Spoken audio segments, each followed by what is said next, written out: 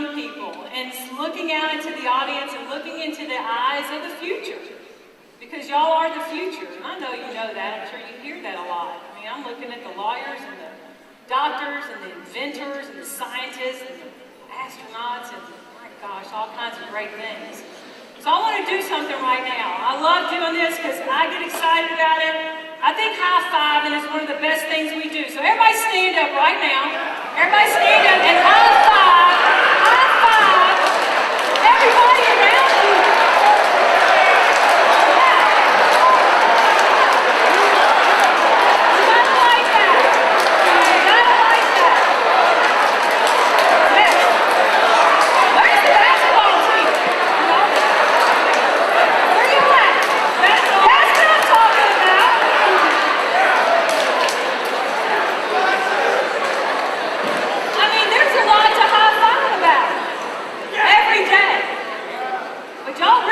To high five about this week because y'all just won the state championship in boys basketball, right?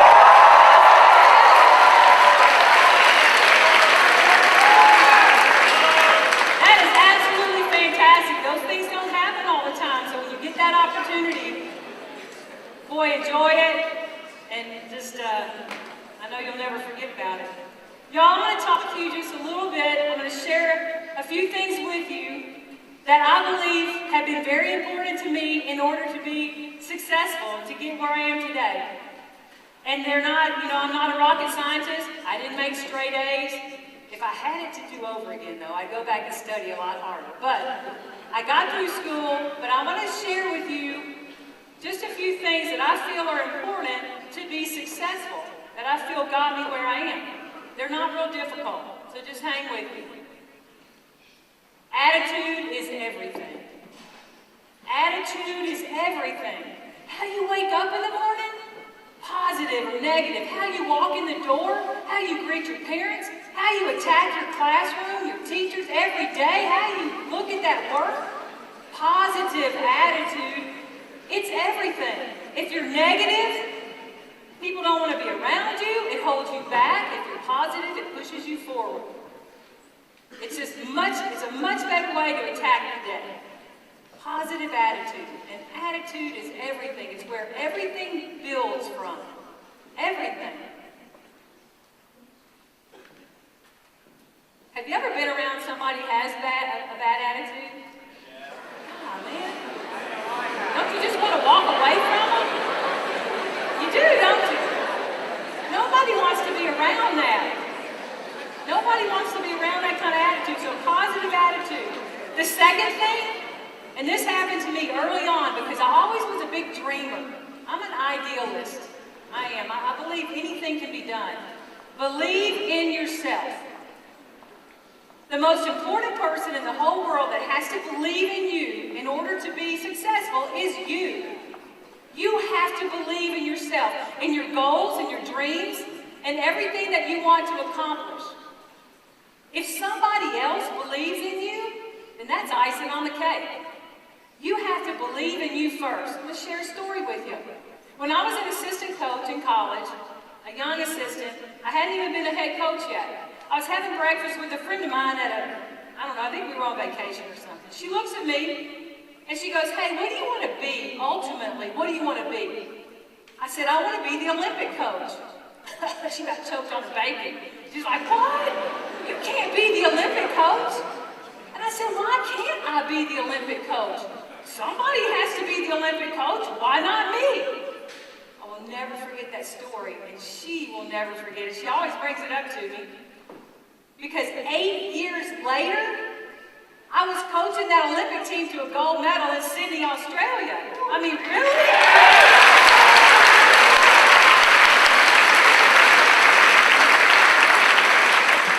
You want to be the President of the United States? Then yes, you've got to believe that. And what happens when you say it out loud and when you really believe it, you think about it all the time. You are focused on it. It puts you on a path to get there. It's like a roadmap. All of a sudden, you're doing everything you need to do. You're making sure you meet the right people. You study the right things. You do the right things. You have to believe in it. you get going with it. That's how you accomplish things. I believed that with all my heart, that I was going to be the Olympic coach, and it happened. The third thing is be kind. You're like, God, that doesn't have anything to do with being smart, or passing on your test, or, creating something that's going to get you into Harvard. It doesn't have anything to do with that. Be kind. With your words, with your actions, and with your body language. Body language? Dang, Nell, what's body language have to do with anything? Have you ever watched somebody walk into a room like this?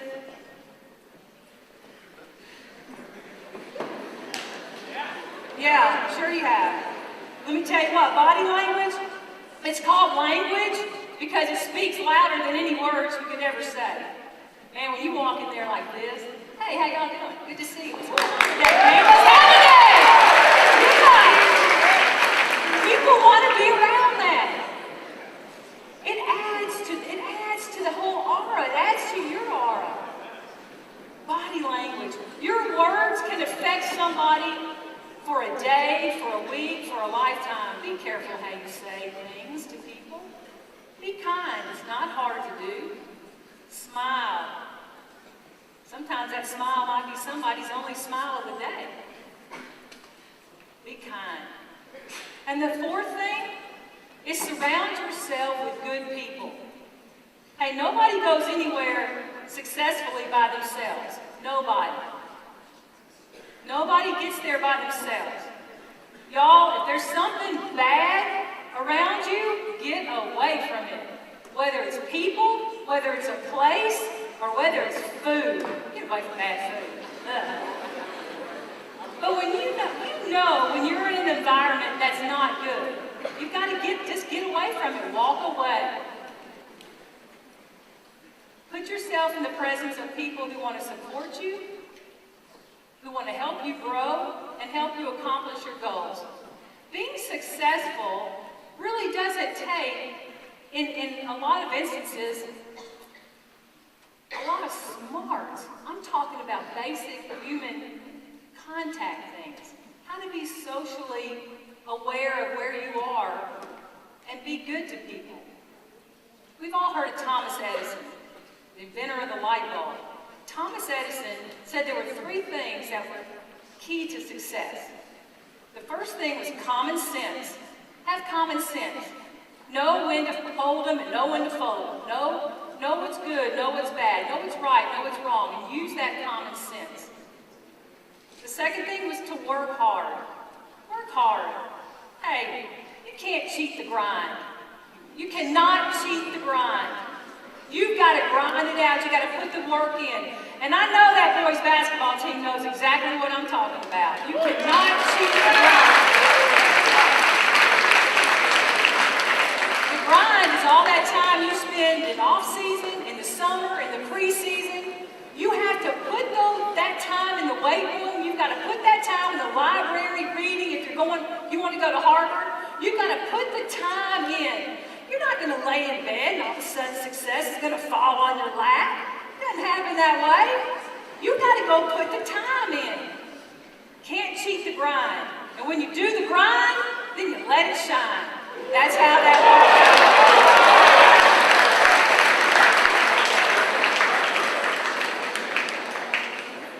The other thing that Thomas Edison said, he said common sense, work hard, stick-to-itiveness.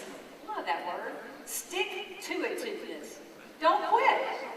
Don't quit. You got to stay with it. You might fail, and let me tell you what, we all fail. We all have disappointments. Disappointments, that is the fuel. It fuels the fire in your belly. Don't give up. Don't quit. Don't say, I'm not trying that again. It fuels the fire in your belly. That's what failure and disappointment does. You stay with it. Stick-to-itiveness. So there's a lot of different ways that you can go about just staying with things and finding your success. And for me personally, all of these things have been very important to me. To win a gold medal, to win a world championship, to win a Big Ten championship, an SEC championship. I run with presidents. I ran with Bill Clinton one time, y'all. I ran with him, and we're running. He's right here beside me. We're running, he's talking to me. And he has these little white balls that edge up on the corners of his mouth. Have you ever seen that before? Well, we're about to get our picture taken with all these photographers. So we pull over on the side so he can straighten his hair, and his Secret Service people are all around him, so it's really hard to kind of get close to him, because they're all the Secret Service are looking around. Well, I noticed that he had these, I don't know what that, anyway, it's kind of sweat that's gathered around his mouth, and he didn't know it. I said, I can't let this man take a picture looking like that. So I walked up to him and I said, hey, President Clinton. He goes, yeah, what's up? I said, I don't know, but you have these little sweat balls right here. He goes, I do? I said, yes, you do. He goes, thanks a lot, Nell, I appreciate that. He said my name. He said my name. I'm gonna tell you what, I was walking tall the rest of the day. That was exciting for me. And I tell you that because we went from the president, we went cleaned up, and then went over to the Supreme Court justices. We met the Supreme Court justices in their classroom, and y'all, we did it because we were the Olympic team, and we were going to go try to win a gold medal. And I was there. And I remember standing there going, am I really here? Is this really happening to me? Yes. And it started as a dream when I was a young kid, and I believed it with all my heart, and it happened. You gotta believe. First thing I ever wrote on a high school gym locker room, my very first coaching job, Killeen High School in Killeen, Texas. I went in that locker room and I got a bucket of paint and I wrote big on that wall, you gotta believe. You gotta believe. That's where it all starts. That's where it all starts. You can take all these things that I've said, and I remember when I was in the 8th grade, I couldn't beat this one tennis player. She was better than me. I was a better athlete, I was bigger, faster, stronger, and I could not beat her. I couldn't understand why I couldn't beat her. I was in the 8th grade. There was a swimmer that I couldn't beat. I was a good swimmer, I couldn't beat her, and I couldn't understand. I used to stare her down. I used to like stand down. Maybe I could intimidate her. I don't know, maybe I could think her to lose. Like, it never happened. Until I got older and I go back and I remember thinking about that. I was thinking, how do people get over the top? How do they get over the top? Because I know there's a lot, so probably every one of you in here are bright, you're motivated, you're going to college, you've got goals and dreams. But there's going to be a lot of competition for whatever position you're looking to be. Whatever your profession is, there's competition. How are you going to get over the top? How are you going to beat them? What's going to be your edge? And that's the word that I remember thinking of. What's my edge? What do I have that's going to get me over the top to beat those players? To get that job, to win, to beat Russia? How are we going to beat them? What's our edge? So remember this, there's 4 letters in edge. And here's 4 things to remember, because this has served me well also. The E in edge, the first one is enthusiasm.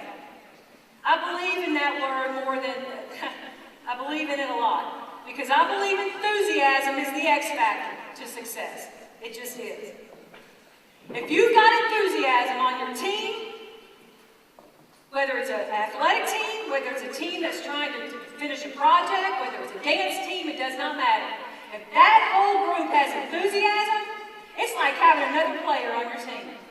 5 players on the court for basketball, everybody's enthusiasm, believe what you're doing, that's 6. 11 football players on a team, everybody's got enthusiasm, they're fighting for each other, that's 12. That's 12. You've got 6 people on a project, everybody believes in it, has enthusiasm, they come to work every day, that's 7 people. Enthusiasm, it's the X factor.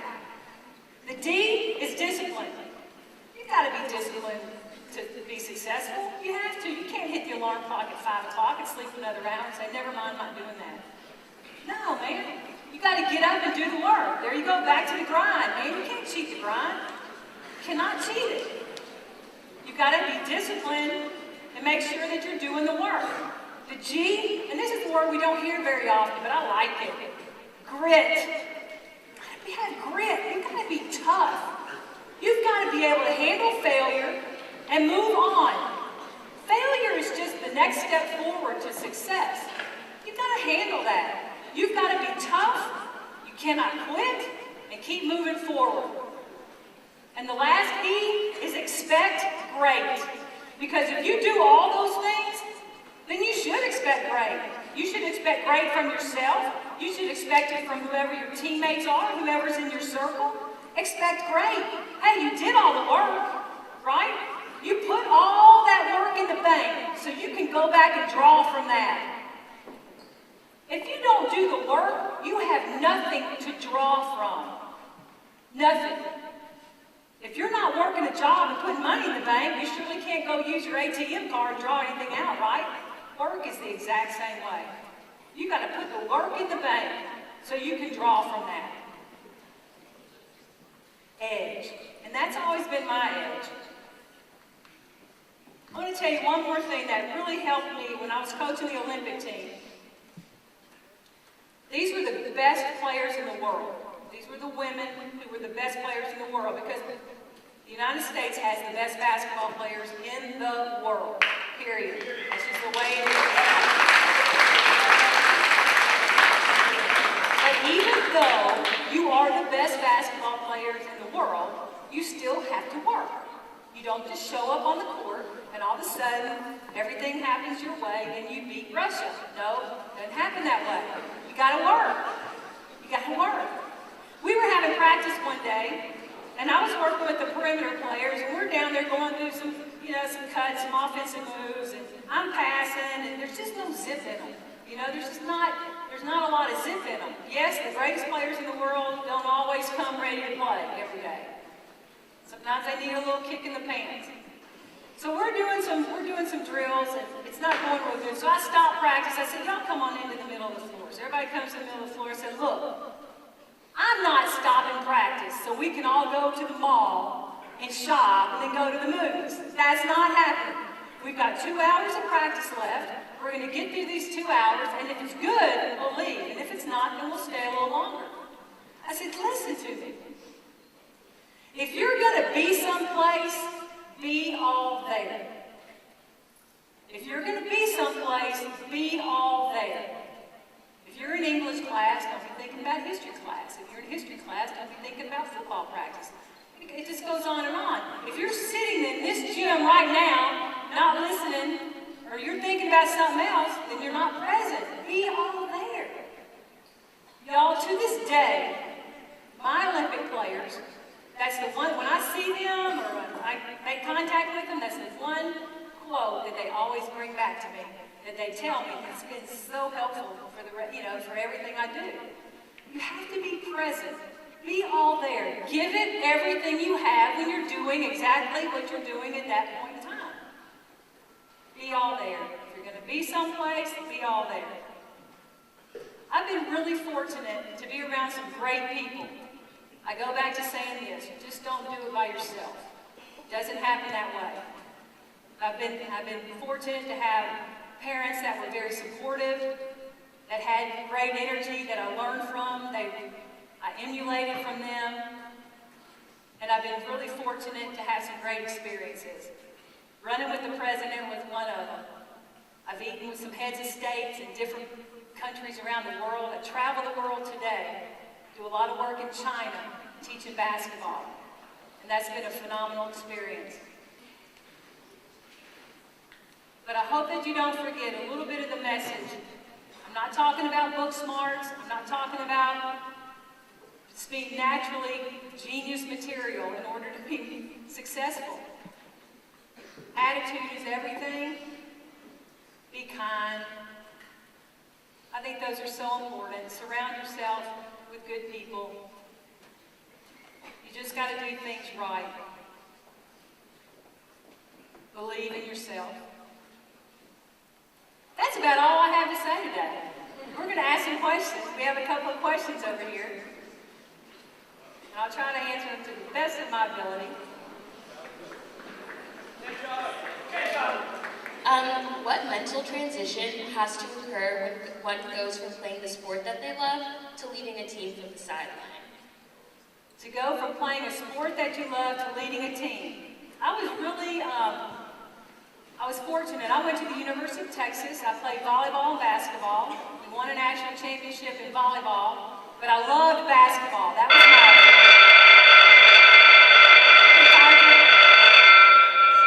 I loved basketball. That was my heart. And so I became a basketball coach upon graduation. And to transition from being a player to a coach, it was a little bit harder for me because I wanted to keep playing.